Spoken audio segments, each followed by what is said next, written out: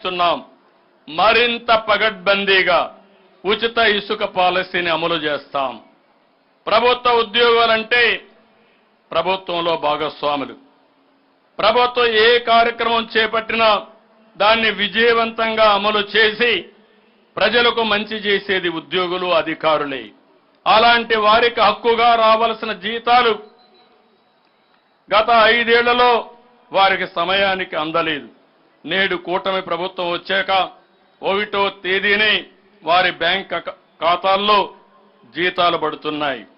Retired ఉద్యోగుల పెన్షన్లు అండదండలతో వారి ఆనందానికి ఈరోజు మనం చూడగలుగుతున్నాం. అభివృద్ధి, సంక్షేమం, సామాజిక న్యాయం, సూపర్ 6 పేరుతో 6 హామీలు తీసుకొచ్చాం. వీటిలో కొన్నింటిని ఇప్పటికే శ్రీకారం చుట్టాం. మిగిలిన వాటిని త్వరలో అమలు చేస్తాం.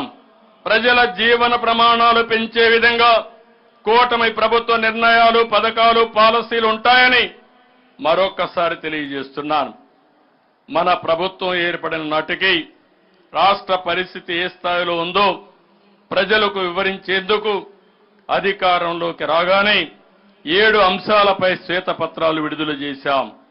పోలవరం ప్రాజెక్ట్, అమరావతి రాజధాని, విద్యుత్, శాంతి భద్రతలు, మద్యం, పర్యావరణం, ఆర్థిక శాఖలపై శ్వేతపత్రాలు విడుదల చేసి ప్రస్తుత పరిస్థితులు, భవిష్యత్ కార్యాచరణ ప్రణాళికపై కూలంకుషంగా చర్చించాం. రానున్న రోజుల్లో కూడా క్షేత్రస్థాయిలో వీటిపై చర్చిస్తాం. ఇసుక దోపిడీ ఎలా జరిగింది, మద్యం పాలసీ ద్వారా ఎలా దోచుకున్నారో ప్రజలకు వివరిస్తాం. సహజ వనరుల దోపిడీని బహిర్గతం చేస్తాం. తప్పు చేసిన ఏ ఒక్కరిని వదిలిపెట్టాం. అందుకే నాటి అక్రమాలపై లోతైన దర్యాప్తు చేయాలని ఆదేశించాం. అక్రమార్కుల్ని శిక్షించి తీరుతాం.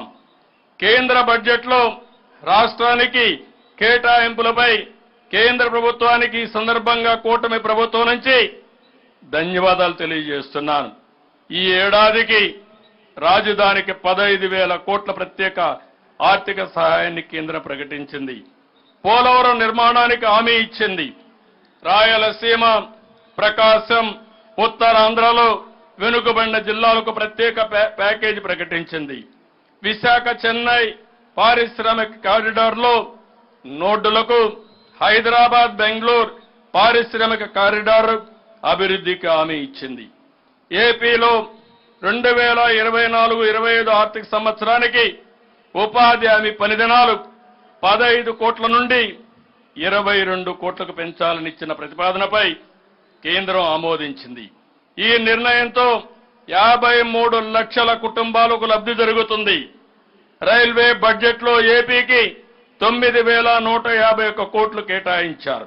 విభజన చట్టంలో ఉన్న అంశాలపై కేంద్ర ప్రభుత్వంతో తెలంగాణ రాష్ట్రంతో చర్చించి ముందుకు వెళ్తున్నాం.